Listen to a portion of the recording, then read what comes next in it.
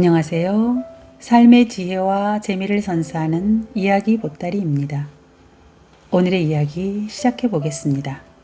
들으시면서 꿀잠 청해 보세요. 오늘 첫 방송은 머슴 장가 보내기 등 경상도 민담 설화 4편을 들려드리고자 합니다. 구독과 좋아요 눌러주시면 이야기 보따리가 더 풍성해질 것 같습니다. 머슴 장가 보내기. 옛날 경상도 밀양의 한 집에 작은 머슴과 큰 머슴이 살았습니다. 그 중에 큰 머슴이 나이가 많았는데 아직 장가를 못 가고 있었습니다.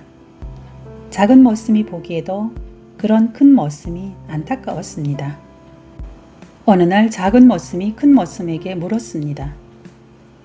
형님, 장가 안 가고 싶은겨? 장가에 가고 싶지.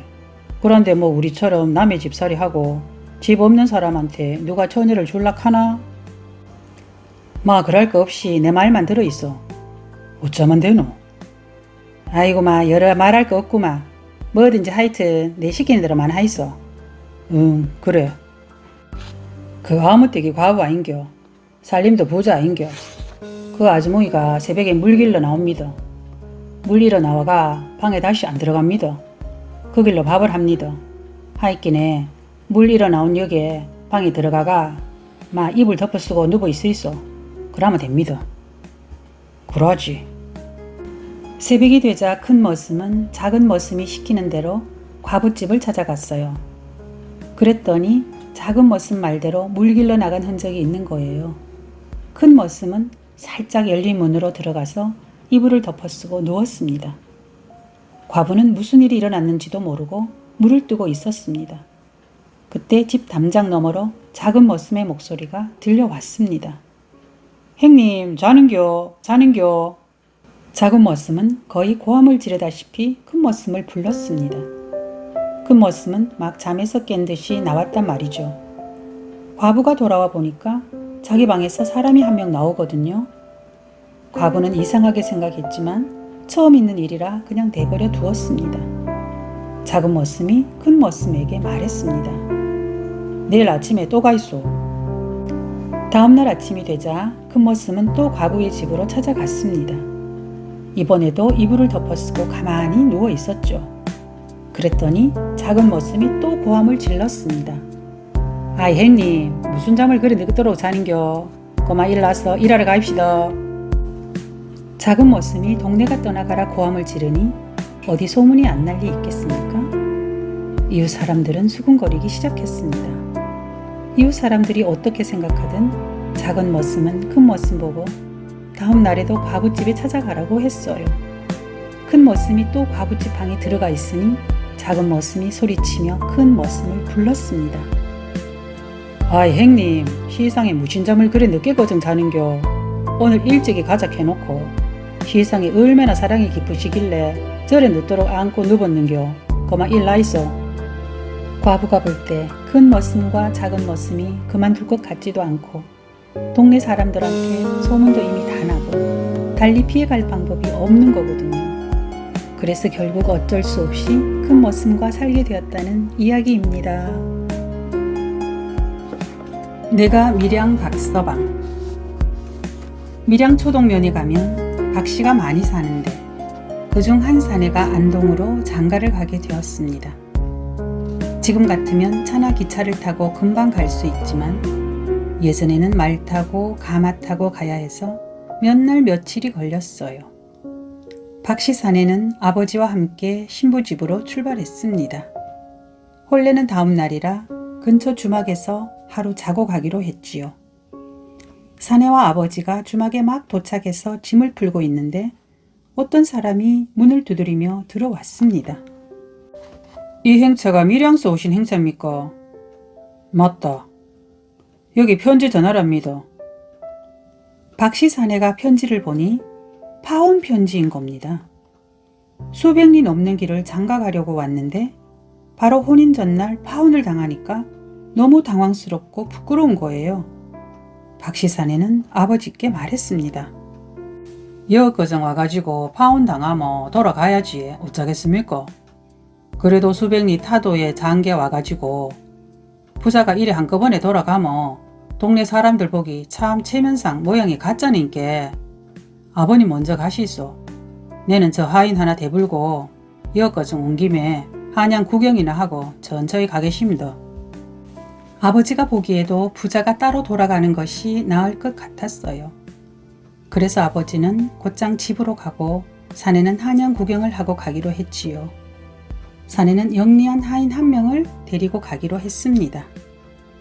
그리고 다음날 사내는 하인을 데리고 한양이 아니라 원래 혼례를 치르기로 한 집에 찾아갔습니다. 그 집 입구에 도착해서 살펴보니 오늘이 혼례날이라고 하면서 사람이 많이 모여 있는 거예요. 사내는 하인에게 당부했습니다. 오늘 니는 내 시키는 대로 억수로 영리하게 해야 된다. 사내는 하인에게 밖에서 기다리라고 하고 자기는 사랑방에 들어갔습니다. 들어가 보니 새신랑과 몇몇 손님이 술을 마시고 있는 거예요. 사내가 물었습니다. 주인이 누구십니까? 내다. 저는 저 밀양에 사는 박아무개인데 오늘 내 친구가 이 댁에 장계 온다 하는데에 내가 요전에 한양 간다고 하니까네 이 사람아 자네 한양 갔다 올 때에 돌아오는 길에 내 초행날 맞춰가지고 꼭 들어오게 안 합니까? 그래가 오늘 와보니까 신랑이 내하고 친한 그 친구 신랑이 아니고 다른 사람인데 웬일입니까? 새 신랑이 머뭇거리니까 옆에 있던 손님이 말했습니다. 그 신랑이랑은 파혼했지에 파혼 잘했습니다. 그 신랑이 병신입니다. 병신. 그러더니 옆에 있던 노인도 거들었습니다. 주인 보시소. 내 말 듣기 참 잘했제. 큰일 날 뻔 안 했나. 밀양 사내는 그 노인이 중매장이란 걸 알았습니다. 사내는 아무렇지도 않은 척하며 신랑과 함께 술을 한두 잔 더 마셨습니다. 술이 어느 정도 들어갔을 즈음 사내가 벌떡 일어나 말했습니다. 아나 길료강 드려라. 길료강은 먼 길 가면서 가지고 다니던 요강을 말합니다. 문 밖에서 기다리던 하인이 요강을 가지고 와서 방 안에 놓았습니다. 사내는 바지춤을 턱 내리더니 그 사람 많은 데서 콸콸콸콸 오줌을 누는 겁니다. 소변을 다 보고 나선 사내가 말했지요. 내가 오늘 파혼당한 밀양 박서방입니다. 사내가 소변을 본 건 자신이 병신이 아니라는 걸 입증하려는 거였어요. 갑자기 바지를 내리고 오줌을 누자 집안이 웅성웅성해졌겠죠? 혼례에 온 수백 명의 손님들이 말했습니다. 야야, 밀양 저 파혼당한 박서방이 얼굴도 잘났고 참 똑똑고 분명하고 병신도 아니다. 손님들이 밀양 박서방이 훨씬 낫다는 이야기를 하니 옆방에 있던 각시도 그 소리를 듣게 되었어요. 밀양 사내는 조금도 물러서질 않았습니다. 내는 병신이라고 안동거정 소문이 났으니까 이제 다른 데는 장계 갈 데가 없고 이기 밖에는 없으니까 저 신랑하고 손님하고 다 되돌리 있어. 저 신랑은 이 집이 아니라도 장계 갈 데가 있고 나는 병신 소문이 버여났으니 이 집이 아니면 장가 갈 데가 없으니까 돌아가시오. 각시가 방 안에 있다가 나왔는데 실제로 밀양 박서방을 보니 지금 혼례 치를 신랑보다 훨씬 괜찮은 겁니다. 그래서 각시는 원래대로 밀양 박서방과 결혼하게 해달라고 했지요. 각시 아버지는 밀양 박서방에게 미안하기도 하고 딱히 할 말이 없어서 그러라고 했죠. 그렇게 밀양 박서방은 각시를 다시 찾게 되었답니다. 훈장님이 며느리 고르는 법. 옛날에 영감과 할멈이 자식 여러 명을 낳아 키웠어요. 아들만 해도 4명이나 되는데 그중 큰아들이 나이가 좀 많아서 좋은 며느리를 고르기 힘들었죠. 어느 날 할멈이 말했습니다. 아, 어쩌면 통이 느르고 사람 같은 며느리를 구할꼬. 영감도 큰아들이 나이를 더 먹다간 안 되겠다 싶었는지 자신이 직접 며느리를 구하기 시작했습니다. 영감은 서당 훈장님이어서 자기 서당에서 며느리감을 찾기로 했어요. 영감은 수업을 다 마치고 처녀들만 따로 불러놓고 말했습니다. 너희들 전부 다 부모 이름을 새겨서 방석을 해갖고 온나. 이틀이 지나자 학생들은 손수 만든 방석을 가져왔습니다. 훈장님은 방석을 한꺼번에 모아놓고 말했습니다. 너희들 방석을 찾아가 놓고 앉아봐라. 그랬더니 모두들 자기 부모의 이름이 새겨진 방석을 찾아 앉는 겁니다. 아이고, 이거 내 거다. 이거 내 거다. 모두가 방석을 찾아 앉았는데 이상하게도 한 처녀만 앉지 않았습니다. 그 처녀는 방석을 옆에 세우고 가만히 서 있는 겁니다. 훈장이 물었습니다. 니는 와 방석에 안 앉고 있노? 지는 아버님 이름을 새겼기 때문에 자리에 깔고 앉을 수가 없습니다. 훈장은 이 며느리라면 통이 넓고 부모님을 잘 모시겠구나 싶었습니다. 그래서 큰아들과 결혼시켜 잘 살았더랍니다. 가짜 신랑이 진짜 신랑이 되다.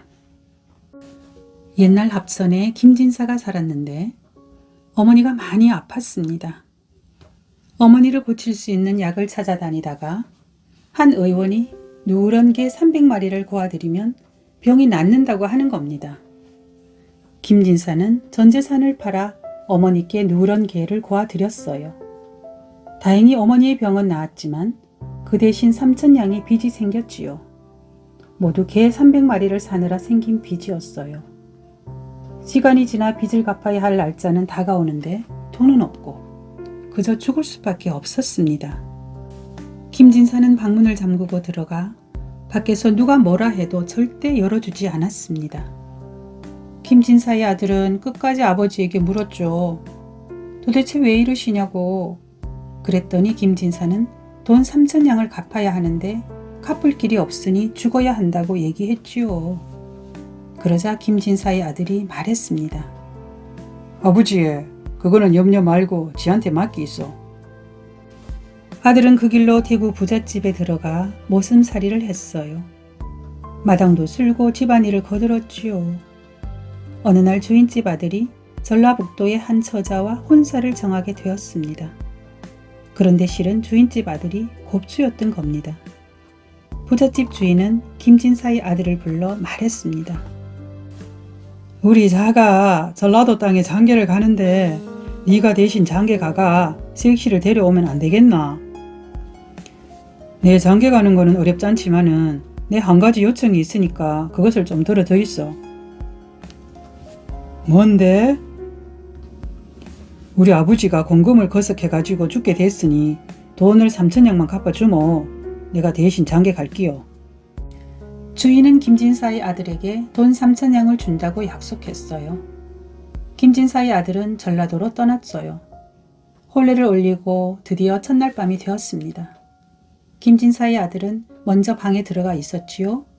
조금 있다가 신부가 들어오는데 목에 칼을 대며 묻는 거예요. 나아가 오늘부터 당신하고 백년 부부요.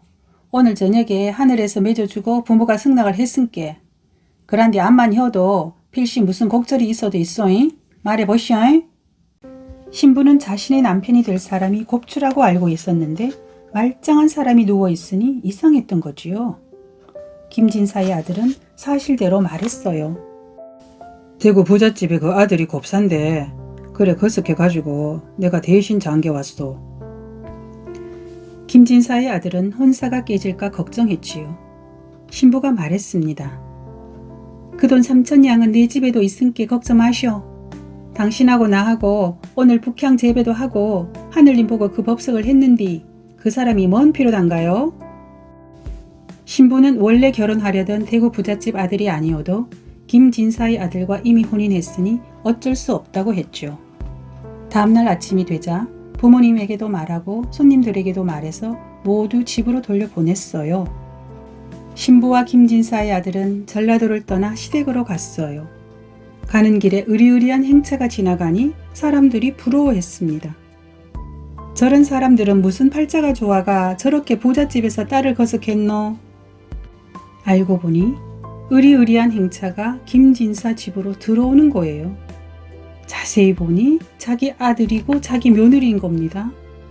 신부는 가마에서 내리더니 빌린 돈 3,000냥을 갚아주고 김진사 아들과 자식 낳고 알콩달콩 잘 살았답니다. 오늘 이야기는 여기까지입니다. 다음 시간까지 안녕히 계세요.